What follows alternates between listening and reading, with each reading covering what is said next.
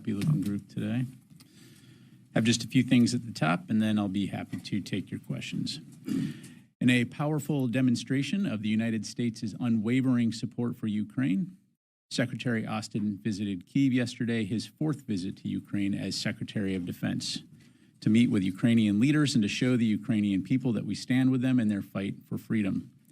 During his visit, Secretary Austin met with President Zelensky, Minister Umerov, and other Ukrainian defense leaders to discuss Ukraine's strategic objectives for the coming months and other battlefield developments. He also engaged staff at the U.S. Embassy in Kyiv and thanked them for their tireless work in support of Ukraine.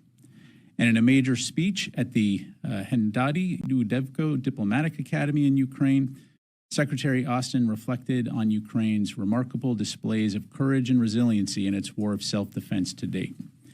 He laid out how the outcome of Ukraine's fight for freedom will help set the trajectory for global security in the 21st century and reiterated that the United States will continue to stand with Ukraine in the days ahead. You can read and watch the Secretary's full speech on defense.gov.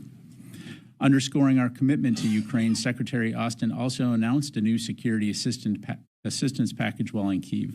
This latest PDA package delivers Ukraine $400 million in additional capabilities, including munitions for rocket systems and artillery, mortar systems and rounds, armored vehicles, and anti-tank weapons.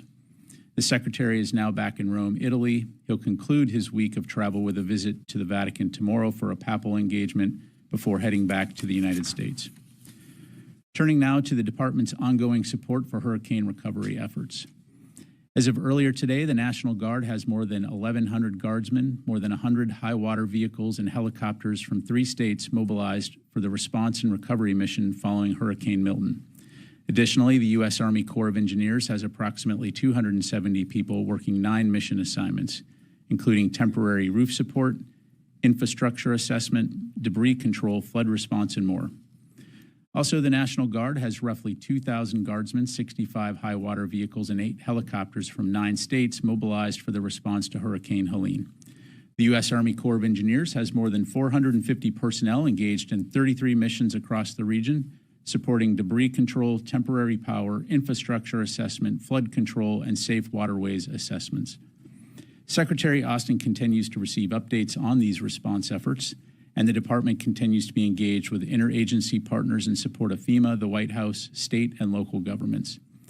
I would also like to highlight that since early October, active duty service members in support of local, state, and national partners have performed more than 100 ground missions and 70 air missions, delivering more than 270 tons of humanitarian aid over land and nearly another 200 tons through the air. To put this in terms that are a little easier to visualize, that amounts to 154,415 gallons of water, 53,232 bottles of water, and 262 pallets of food, which equals roughly 20,000 meals. Additionally, these service members were active in route clearance, clearing more than 660 miles of roads and opening 27 ground routes, allowing for increased access to some of the hardest hit areas of the state. In the coming days, following weeks of direct support to the people of Western North Carolina, active duty service members will begin transitioning out of the area as a longer-term recovery phase begins. This transition will be a gradual, phased process that's carefully coordinated between state and local officials, U.S. Northern Command, the Dual Status Commander, FEMA, and the Federal Coordinating Officer. Active duty assets are released only after a comprehensive evaluation is conducted confirming with FEMA and the North Carolina governor that specific DoD support is no longer needed. The U.S. NORTHCOM commander approves their recommendation for release of assets, and civil authorities are prepared to manage recovery and sustainment operations independently. From the onset of this mission, the primary goal of DoD Title X assets and civil support was to provide immediate short-term assistance while state authorities, FEMA, and other federal agencies led the recovery efforts. It's important to note that while these active duty assets may be heading back to home station, the federal mission and federal support is not ending. As active duty service members transition out, the National Guard, FEMA, and other federal, state, and local agencies remain actively engaged to address ongoing needs, rebuild infrastructure and aid communities, and long-term recovery. The Secretary and his team are incredibly proud of the selfless service and sacrifice of all DoD service members involved in the hurricane response efforts and he remains focused on DoD personnel and their families who may be impacted by the hurricanes.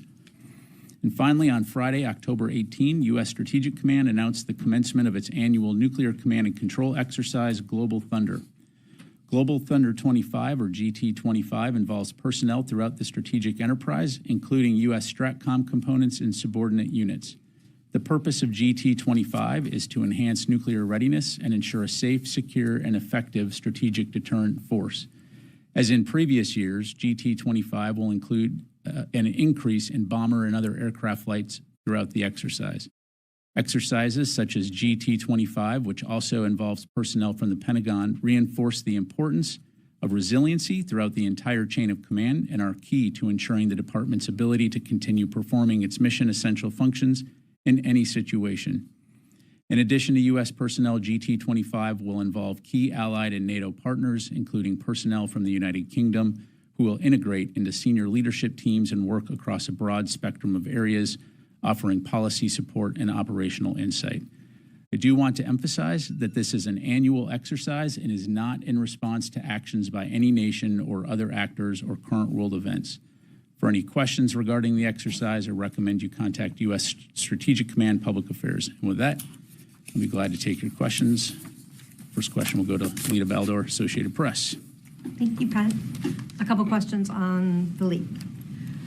Can you say whether or not the Secretary has had any discussions with his counterpart or any other Israeli leaders on this leak and to sort of fill them in on what the U.S., at least as of now, thinks happened? And has the Pentagon or the military taken any steps at this point to either determine if there are other leaks out there or to sort of stop or prevent anything additional from going out? And I have one follow-up. Okay. So just to confirm, you're asking whether or not the department has been in contact with the Israelis? Yes. Yeah. Yes, we have, but I'm just not going to be able to get into private discussions on that. And then, I'm sorry, the second part? Can you say if it was actually the Secretary that spoke? The Secretary has spoken with his counterpart, but again, I'm just not able to get into details on that. Okay.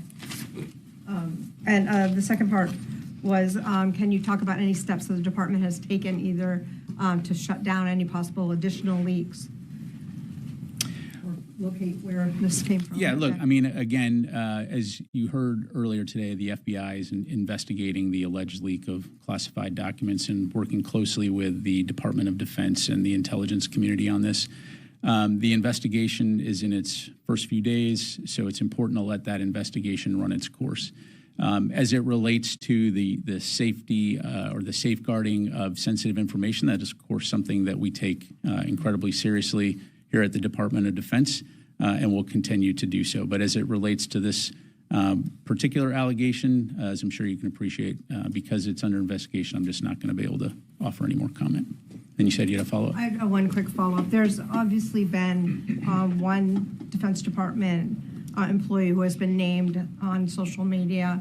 Can you say whether or not that person or anyone else has had either their security clearance limited or anything as a result of this investigation so far? Yeah, again, as I just highlighted, this investigation is in its first few days, and it's important to let the investigation run its course. To my knowledge, this official is not a subject of interest, and the department remains fully committed to supporting the investigation, and I'll just leave it there. Matt. Thanks, Pat. There have been reports of a joint U.S.-Iraq operation against ISIS, and the Iraqi prime minister said that the top ISIS leader in the country was killed. What can you tell us about this? Thanks, Matt. What I can tell you is that overnight, CENTCOM and Iraqi security forces conducted a partner raid in Iraq targeting several senior ISIS leaders. The raid resulted in the death of multiple ISIS operatives.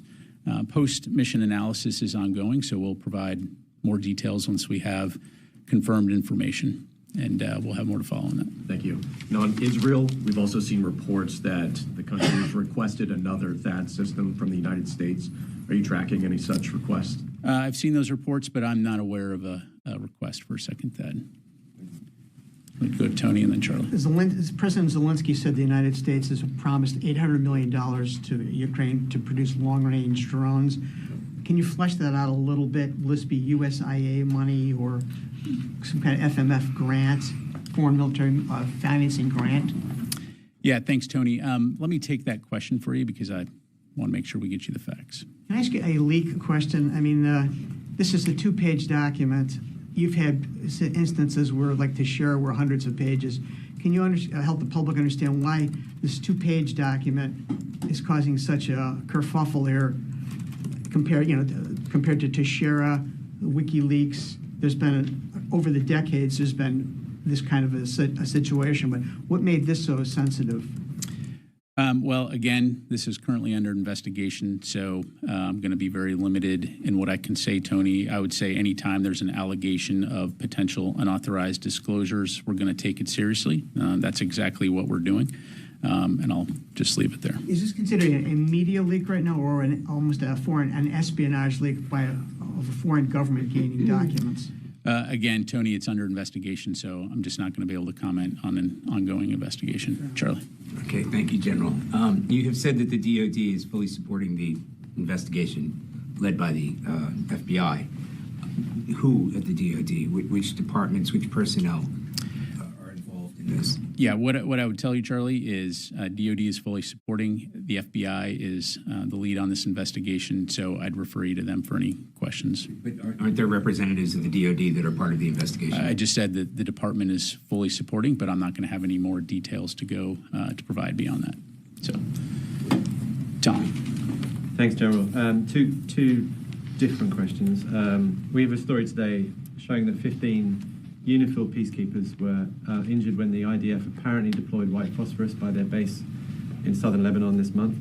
Can I ask, what is the DoD's view on the use of white phosphorus in war, and would the Pentagon have any concerns about it being used by or near UNIFIL bases?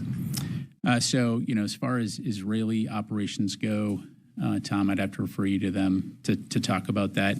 Broadly speaking, white phosphorus is used essentially as a signaling, capability that you can use to hone in on targets or to also provide smoke capability. But yeah, so it does have a legitimate use in combat operations. Okay, and then separately, 64 Democrats in Congress yesterday wrote to President Biden calling for him to push Israel to allow unimpeded access for American and international journalists into Gaza. The letter has been endorsed by CPJ and many other journalist organizations. Does the Secretary support the call for journalists to be allowed in unimpeded into Gaza? Yeah, I don't have a comment to provide on the specific letter itself, Tom. I will say that the Department and Secretary Austin fully support a free and independent press and the important role that journalists play in providing facts to audiences worldwide, and that includes reporting from conflict zones like Gaza. Thank you. Come back, Carla. Thanks. Just a few follow-ups. On the raid in Iraq, can you tell us, was the ISIS leader in the country, was he the target? Where was this raid, and was this U.S.-led or was this Iraqi-led? Yeah, thanks, Carla. So on the raid, again, we'll have more details to follow. Again, my understanding this was a partnered raid. And so as we have more information to provide, we'll certainly get that up. Okay, and then just to follow up on the leak, I know you mentioned that the individual is not under investigation, just so there's no ambiguity. Are we talking about Ariana Tabatbai? Again, look, for the purposes of reporting here, I don't want to start throwing out names to perpetuate information that, again, as I highlighted, to my knowledge, the official that was being referenced is not a subject of interest. So just leave it there. Got it. And does the Pentagon feel that the leak did originate in the Pentagon? Again, this is under investigation, so I'm not going to have any comment to provide on an ongoing investigation. Pat, just a follow-up on the leak. Can you help us understand why the Pentagon isn't conducting its own investigation? You said you're supporting the FBI. Why isn't DOD conducting its own either joint or separate investigation into the leak or how the system failed or broke down in this case? Well, I'm just giving you a statement of fact here, Orrin, and that is that the FBI is investigating the alleged leak and working closely with the Department of Defense and the intelligence community. And I'll just leave it there. Let me go back. Yes, ma'am. Roe. Thank you. On Sunday, U.S. 7th Fleet destroyer conducted the transit through the Taiwan Strait with Canadian Navy. So what message was the U.S. trying to send to China, given China's recent military drills around Taiwan? Yeah, thanks for the question.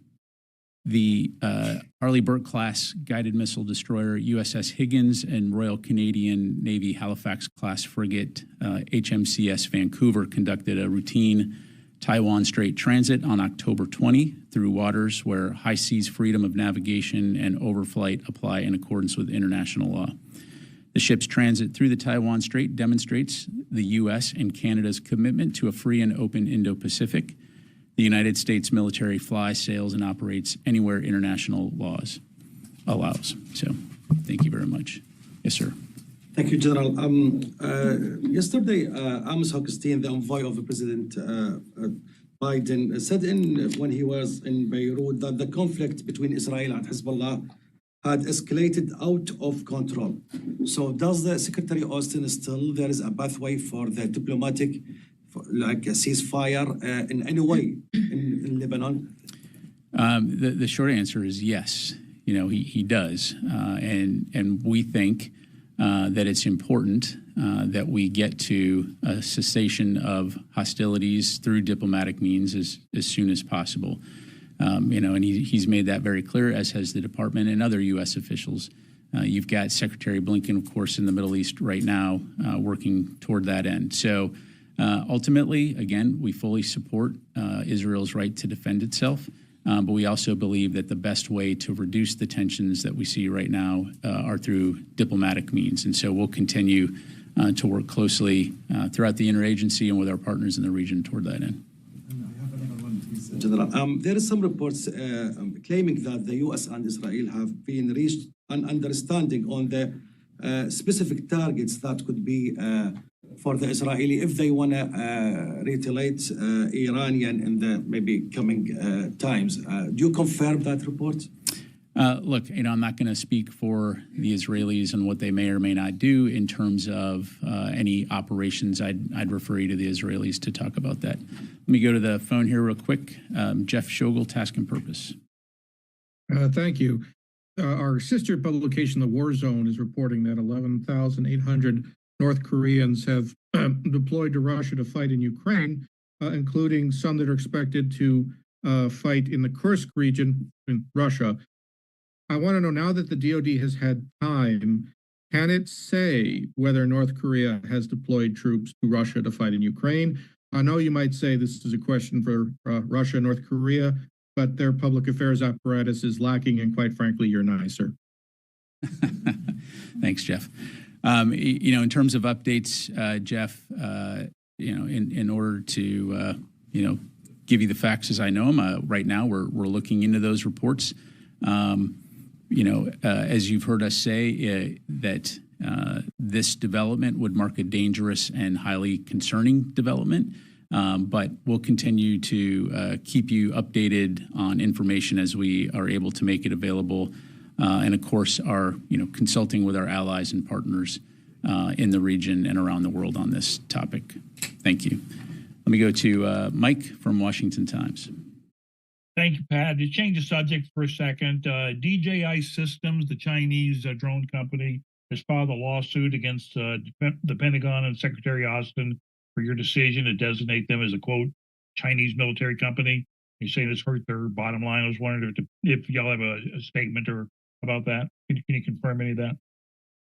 Yeah, thanks, Mike. As I'm aware of the press reports on this, but we are not going to be able to comment due to ongoing litigation on this issue. So just have to leave it there for right now.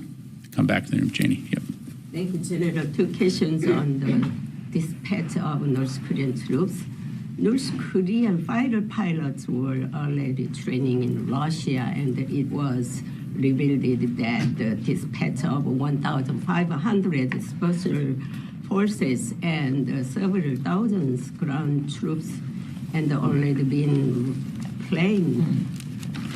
Even though the United States has, surveillance, attached, but why the White House and the State Department ignoring the answer to this, and what is the Pentagon's position on this? I'm not sure I fully understand your question, Janie. Can you, about North Korean pilots training and pilots and training at Russia already been through, but why United States surveillance assets cannot catch this issue?